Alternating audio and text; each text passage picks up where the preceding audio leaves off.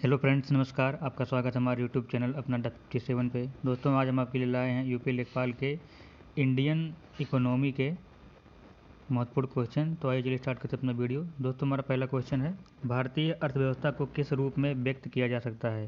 तो दोस्तों, जो भारत की अर्थव्यवस्था है यह मिश्रित अर्थव्यवस्था के अंतर्गत आती है। अगला क्वेश्चन है, मिश्रित अर्थव्यवस्था का अर्थ है। तो दोस्तों, जो मिश्रित अर्थव्यवस्था का अर्थ है वह यह है कि सार्वजनिक तथा निजी क्षेत्र का सह अस्तित्व, यही है मिश्रित अर्थव्यवस्था का अर्थ। अगला क्वेश्चन है, आर्थिक विकास की दृष्टि से भारत है। तो दोस्तों, आर्थिक विकास की दृष्टि से भारत है विकासशील देश या फिर राष्ट्र। अगला क्वेश्चन है, बंद अर्थव्यवस्था का तात्पर्य क्या है। तो दोस्तों, बंद अर्थव्यवस्था का तात्पर्य है कि आयात और निर्यात दोनों बंद हों। अगला क्वेश्चन है, भारतीय अर्थव्यवस्था के पिछड़ेपन का सर्वप्रमुख कारण क्या है। तो दोस्तों, भारतीय अर्थव्यवस्था के पिछड़ेपन का जो कारण है वह यह है कि परंपरागत कृषि व्यवस्था यहाँ पे अपनाई जाती है और देश की जनसंख्या बहुत ज़्यादा है और उद्योगों का अल्प विकास हुआ है। मतलब कि ये जो तीनों विशेषताएं हैं यह भारतीय अर्थव्यवस्था के पिछड़ेपन का प्रमुख कारण है। अगला क्वेश्चन है, आर्थिक विकास का तात्पर्य क्या है। तो दोस्तों, आर्थिक विकास का तात्पर्य है घरेलू उत्पादन में वृद्धि, उत्पादन क्षमता में वृद्धि, आय का समान वितरण एवं आत्मनिर्भरता। मतलब कि ये तीनों जो हैं ये हमारे आर्थिक विकास के तात्पर्य से संबंधित हैं। अगला क्वेश्चन है, अर्थव्यवस्था के प्रारंभिक क्षेत्र में शामिल हैं। तो दोस्तों, अर्थव्यवस्था के प्रारंभिक क्षेत्र में शामिल हैं कृषि, उत्खनन और वन, माने कि ये सभी। अगला क्वेश्चन है, सेवा क्षेत्र अर्थव्यवस्था के किस क्षेत्र के अंतर्गत आता है। तो दोस्तों, जो सेवा क्षेत्र है यह अर्थव्यवस्था के तृतीयक या फिर थर्ड क्षेत्र के अंतर्गत आता है। अगला क्वेश्चन है, भारत में राष्ट्रीय आय की गणना का कार्य करता है। तो दोस्तों, भारत में राष्ट्रीय आय की जो गणना का कार्य करता है वो करता है केंद्रीय सांख्यिकी संगठन, माने कि केंद्रीय सांख्यिकी संगठन द्वारा भारत में राष्ट्रीय आय की गणना का कार्य किया जाता है। अगला क्वेश्चन है, राष्ट्रीय आय की गणना का आधार वर्ष है। तो दोस्तों, राष्ट्रीय आय की जो गणना का आधार वर्ष है वह है 1999 से 2000। अगला क्वेश्चन है, राष्ट्रीय आय है। तो दोस्तों, जो राष्ट्रीय आय है यह बाजार मूल्य पर निवल राष्ट्रीय उत्पाद के बराबर होता है। अगला क्वेश्चन है,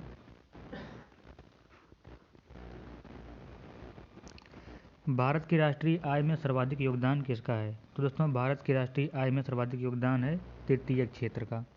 अगला क्वेश्चन है, भारत की राष्ट्रीय आय का सर्वप्रथम अनुमान किसने लगाया था। तो दोस्तों, भारत की राष्ट्रीय आय का सर्वप्रथम अनुमान लगाया था दादा भाई नौरोजी ने।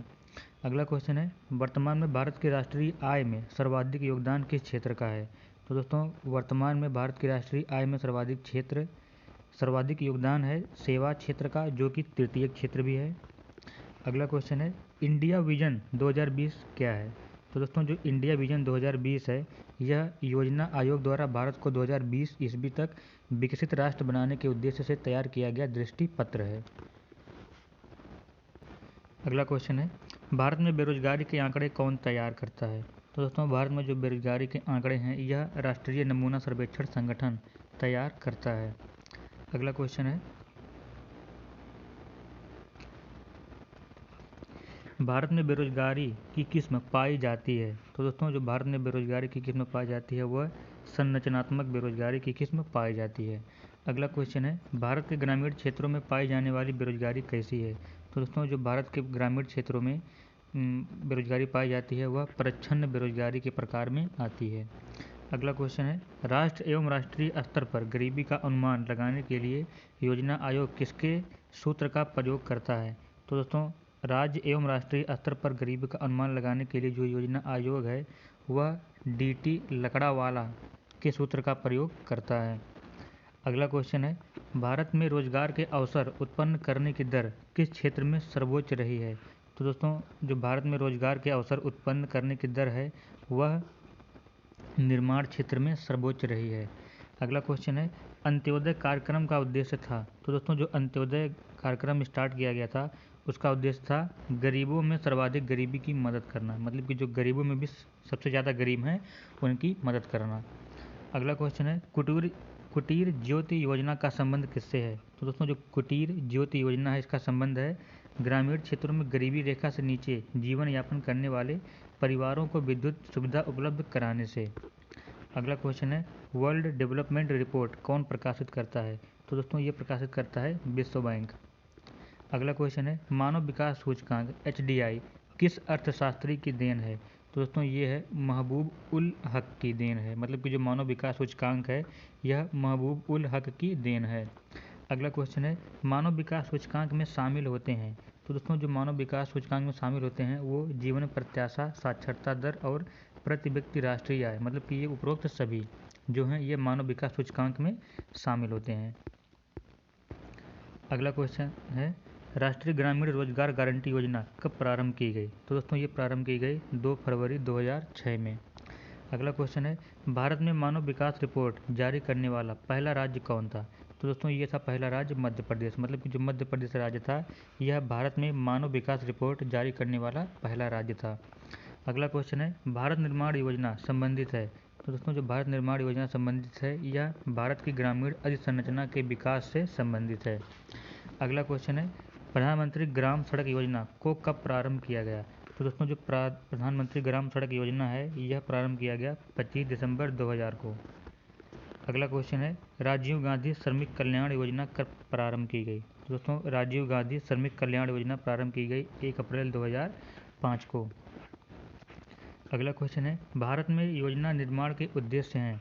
तो दोस्तों भारत में योजना निर्माण के उद्देश्य हैं, प्रमुख उद्देश्य हैं राष्ट्रीय आय में वृद्धि करने से, आय और संपत्ति में असमानताओं को घटाने से और निर्धनता के उन्मूलन से, माने कि इन सभी से।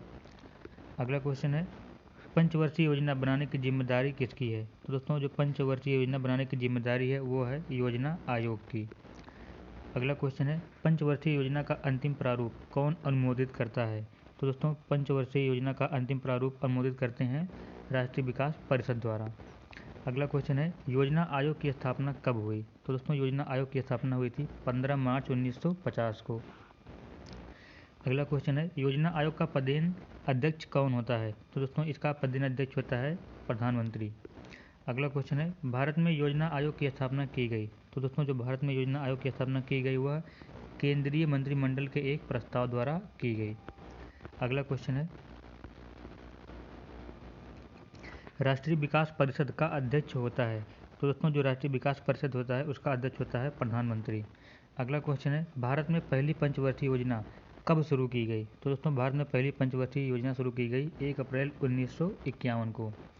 अगला क्वेश्चन है प्रथम पंचवर्षीय योजना का प्रमुख बल किस क्षेत्र पर था? तो दोस्तों प्रथम पंचवर्षीय योजना का जो प्रमुख बल था वह कृषि क्षेत्र पर था।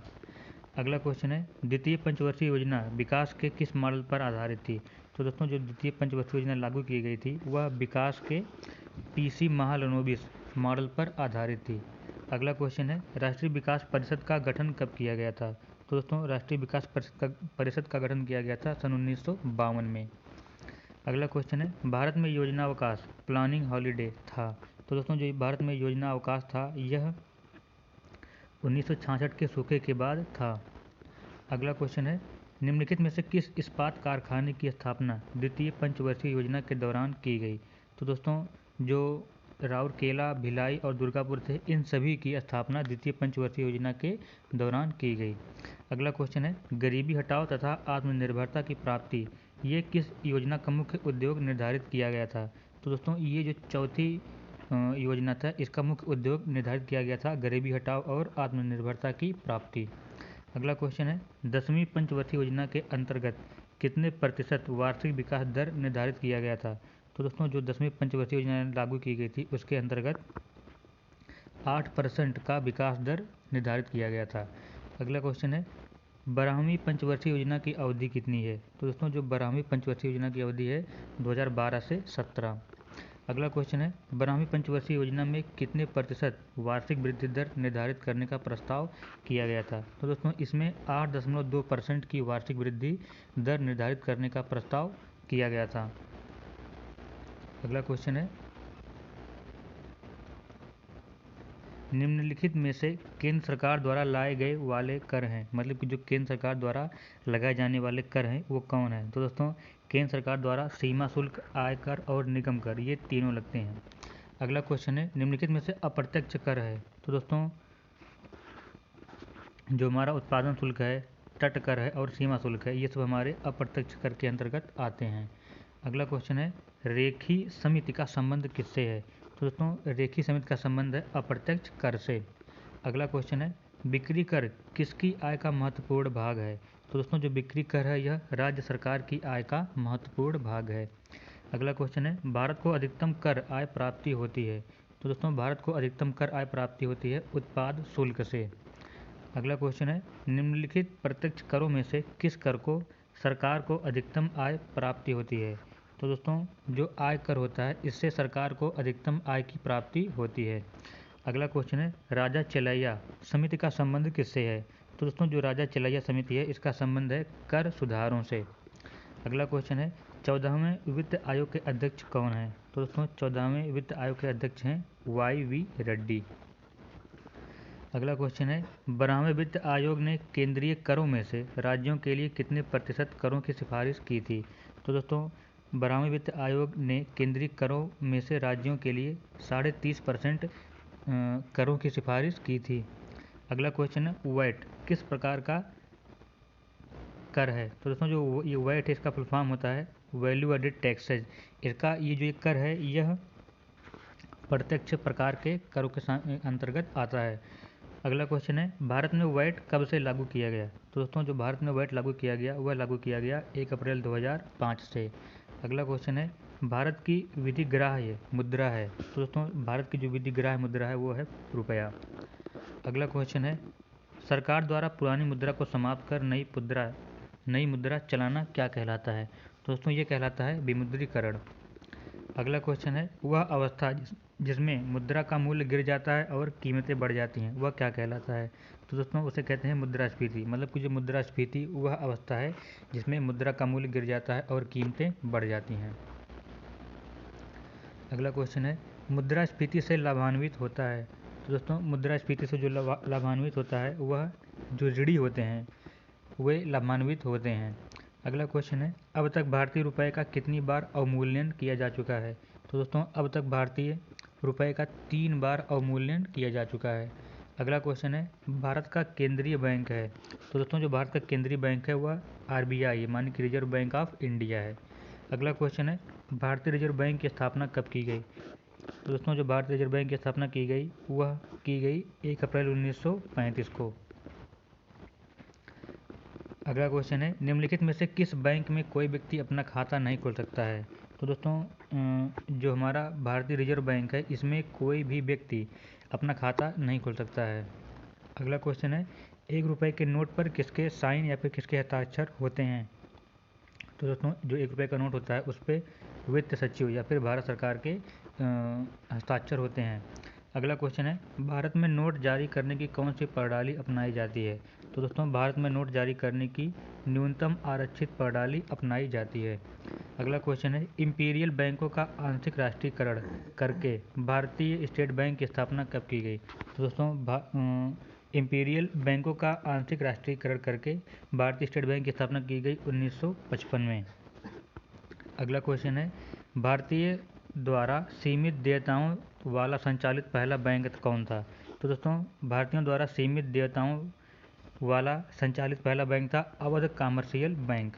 अगला क्वेश्चन है भारतीय जीवन बीमा निगम की स्थापना किस वर्ष की गई। मानी कि जो LIC है इसकी स्थापना किस वर्ष की गई। तो दोस्तों इसकी स्थापना की गई 1956 में। अगला क्वेश्चन है भारतीय स्टेट बैंक से जुड़े सहयोगी बैंकों की संख्या कितनी है। तो दोस्तों भारतीय स्टेट बैंक से जुड़े सहयोगी बैंकों की संख्या है 5। अगला क्वेश्चन है नरसिंघम समिति संबंधित है। तो दोस्तों जो नरसिंघम समिति है इसका संबंध है बैंकिंग संरचना सुधारों से। तो दोस्तों ये आपके लिए यूपी लेखपाल के भारतीय अर्थव्यवस्था या इंडियन इकोनॉमी के कुछ इंपॉर्टेंट क्वेश्चन और ये रहा पहला पार्ट। आपसे मिलते हैं अपने अगले पार्ट में। अगर आपको ये वीडियो अच्छी लगी तो कृपया लाइक करें, कमेंट करें, शेयर करें और जो दोस्त हमारे चैनल पर भी नहीं कृपया हमारे चैनल को सब्सक्राइब कर लें। मिलते हैं आपसे अपनी अगली वीडियो में, तब तक के लिए धन्यवाद।